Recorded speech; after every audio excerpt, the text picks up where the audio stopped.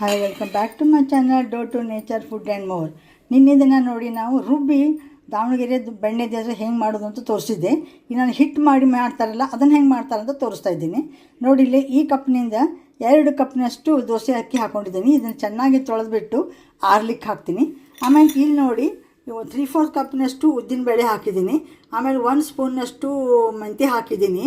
ಆಮೇಲೆ ಒಂದು ಇದರಿಂದನೇ ಒಂದು ಗಟ್ಟಿ ಅವಲಕ್ಕಿ ಹಾಕ್ಕೊಂಡಿದ್ದೀನಿ, 2 ಮಂಡಕ್ಕಿ ಹಾಕಿದ್ದೀನಿ. ಇವನ್ನೆರಡು ಈಗ ನೆನೆಸಿಡ್ತೀನಿ ನಾನು. ಆಮೇಲೆ ಇದನ್ನು ಹಿಟ್ಟು ಮಾಡಿಕೊಂಡು ಇದು ರುಬ್ಬಿದ್ದಕ್ಕೆ ಇರ್ತದಲ್ಲ ಇದಕ್ಕೆ ಕೂಡಿಸ್ತೀನಿ. ಹೆಂಗೆ ಮಾಡ್ತೀನಿ ಅನ್ನೋದು ನಾನು ತೋರಿಸ್ತಾ ಇದ್ದೀನಿ. ನೋಡಿ ಈಗ ತೊಳೆದ್ಬಿಟ್ಟು ಹಿಂಗೆ ಹಾಕಿದ್ದೀನಿ. ಒಂದು ಟವೆಲ್ ಮೇಲೆ ಹಾಕಬೇಕು ಈ ರೀತಿ. ಇದು ರುಬ್ಲಿಕ್ಕೂ ಅದನ್ನು ನೆನೆಸಿಟ್ಟು ಬಂದಿದ್ದೀನಿ. ಈಗ ನೋಡಿ ಹಾಕಿದ್ದೀನಿ.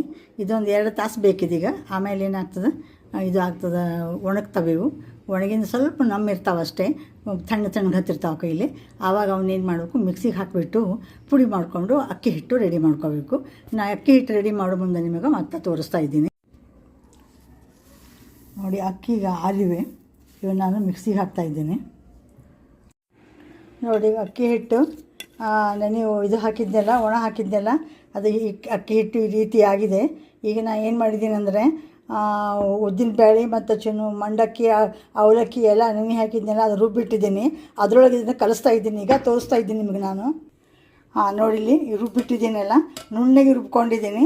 ಇದಕ್ಕೆ ನಾನು ಇದನ್ನ ಅಕ್ಕಿ ಹಿಟ್ಟು ಹಾಕಿಬಿಟ್ಟು ಕಲಿಸ್ತೀನಿ. ಮತ್ತು ಇದೇ ಟೈಮಕ್ಕೆ 1 ಸ್ಪೂನಷ್ಟು ಮೈದಾ ಏನು ಮಾಡಿದ್ದೀನಿ, ನೀರಿನಲ್ಲಿ ಕಲಸಿಟ್ಕೊಂಡಿದ್ದೀನಿ. ಅದನ್ನು ಇದಕ್ಕೆ ಹಾಕಿಬಿಟ್ಟು ಇದೇ ಇದ್ರ ಸ್ಪೆಷಾಲಿಟಿ.